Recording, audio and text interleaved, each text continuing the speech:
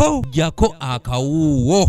Obulemu bukoze eki bukendedde naye ng'okkenderako obulemu kivudde kubeera ng'abaana bakola ki babagema. Enteekateeka y'okugema abaana bali wansi w'emyaka 5 ekirwadde kya polio ekutte Ssabbiiti ey'okubiri, wabula ng'eno tejjumbiddwa bulungi ng'abakulembeze bagamba nti kino kivudde ku bantu obutafuna kumanyisibwa kumala. Abakulembeze ku mitendera egy'enjawulo basinzidde wano okusaba gavumenti okwongera amaanyi mu kubunyisa amawulire agakwatagana n'okugemesa abaana ekirwadde kya polio.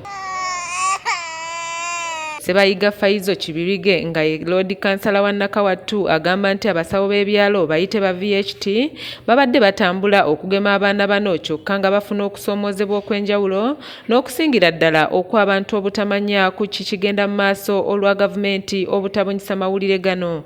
Babadde batambula naye nga ekizibu mu byo abantu tebamanyi.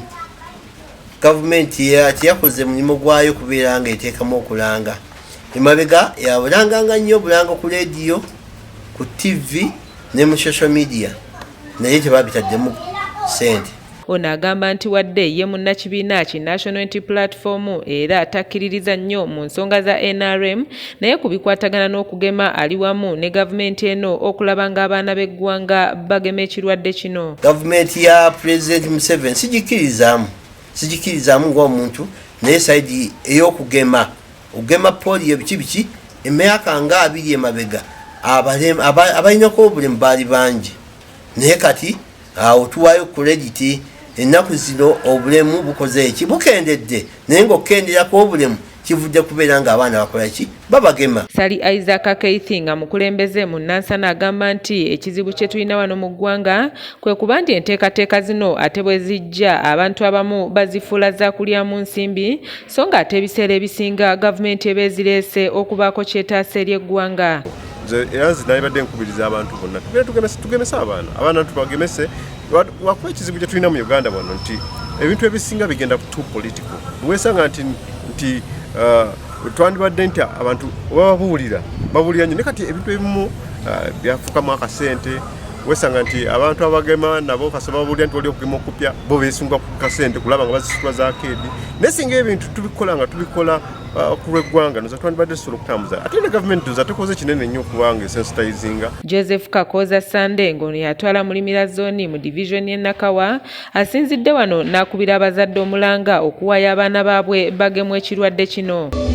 Exercise eno kampeyini eno egenda mu maaso abaana tubaleete n'obuvunaanyizibwa tuweereddwa ennaku 3 zokka. Richard Lujjanga ye ssentebe wa Nansana East 2B asabye abazadde obutakweka abaana baabwe ssaako n'ab'amasomero okuwaayo abaana bagemebwe okulaba ng'embeera eneggwa mu ggwanga. Temukweka abaana temubakweka abaana mubaleke babawe ka booster ako aka polio.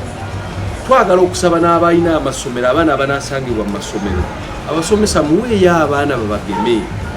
Ate abazadde temudda kubasomesa kubagamba nti nze owange omwana tebakola ki tebamugema. Guno omulanga gwa gavumenti. Tusobodde okutuukako ku masomero ag'enjawulo agabadde gagenda mu maaso n'enteekateeka y'okugema abaana ekirwadde kya polio era abasawo ne batunnyonnyola embeera nga bw'etambula.